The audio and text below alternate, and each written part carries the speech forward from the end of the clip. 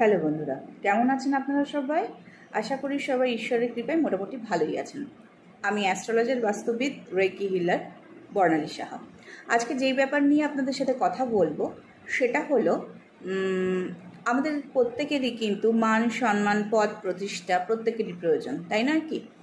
তো সেই বিষয় নিয়ে আজকে কথা বলবো যে কি করলে মান সম্মান পদ প্রতিষ্ঠা লাভ করা যেতে পারে। দেখুন, কেউ হয়তো আপনার সন্তান অনেক পড়াশোনা করছে কিন্তু সেই জায়গাটা অ্যাচিভ করতে পারছে না, যেই জায়গাটা যেই সম্মানটা যেই প্রতিষ্ঠাটা সে পেতে চাইছে সেটা অ্যাচিভ করতে পারছে না। কিংবা হয়তো আপনি কোনো জায়গায় চাকরি করছেন, সেই জায়গায় আপনি যেই প্রতিষ্ঠা চাইছেন, আপনি যেই পদটা প্রাপ্ত হতে চাইছেন সেই পদটা আপনি পাচ্ছেন না।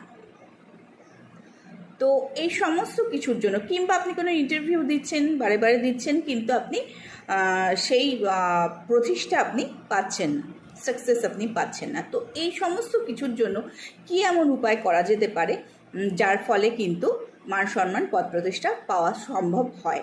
দেখুন, গ্রহ নক্ষত্র সমস্ত কিছু তো আছেই, সেগুলো তো দেখার ব্যাপার থাকেই, অবশ্যই থাকে।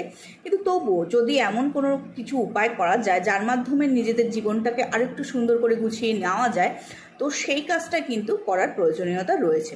এবং এটা কন্টিনিউ করলে অবশ্যই কিন্তু আপনার উপকার হবে বলেই আমার মনে হয়।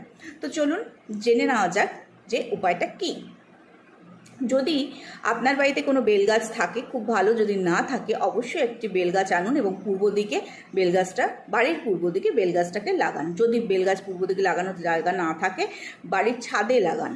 তো একটা তামার ঘটি নেবেন, তার মধ্যে একটু গুড় দেবেন, গুড় দিয়ে সেটা জল নেবেন, গুড় দেবেন এবং একটা লাল জবা ফুল নেবেন। সূর্য উদয় হওয়ার পর অবশ্যই স্নান করে নেবেন, করে আপনি সূর্যদেবের মানে বেলগাছের সামনে গিয়ে ওং সূর্যদেবায় নমঃ, ওং ভাস্করায় নমঃ, ওং আদিত্যায় নমঃ আপনি যে কোনো একটি মন্ত্র বলে সূর্যদেবকে কিন্তু সেই জল এবং ফুলের অর্ঘ্য আপনি দেবেন। এবং এই মন্ত্রটা 7 বার বলবেন।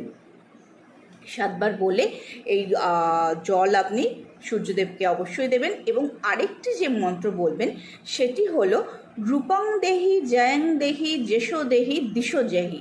এই যে মন্ত্রটা, এই মন্ত্রটা আপনি 3 বার বলবেন। এটা একটি ভীষণ পপুলার মন্ত্র বলতে পারেন, আমাদের সবারই শোনা। আমরা মানে পুজোর সময় তো এই মন্ত্রটা ভীষণই শোনা যায়। তো এই মন্ত্রটা বলে কিন্তু জল দেবেন এবং লাগাতার করতে থাকুন।